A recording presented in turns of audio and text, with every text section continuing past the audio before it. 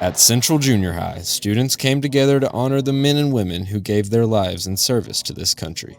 Reminds me to be grateful, but still remember their memory and not to forget about them and to stop speaking about them. In a quiet gymnasium, the sounds of freedom echoed through songs, reflections, and words spoken from the heart. Veterans stood shoulder to shoulder with students as stories were shared and flags were raised.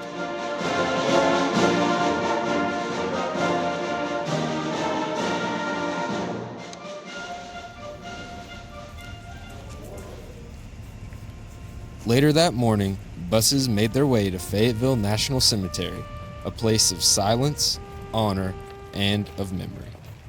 This is the third year that this visitation has happened, and it makes me proud as a cemetery director here that the schools want to get involved and give the kids the education to come out here and learn about Memorial Day, learn about the veterans, learn about their sacrifices, the history of the cemetery.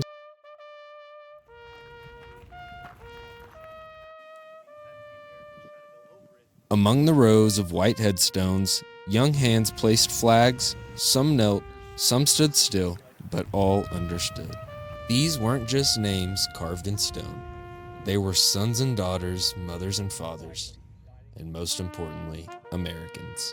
Here, history lies, not in textbooks, but in legacy.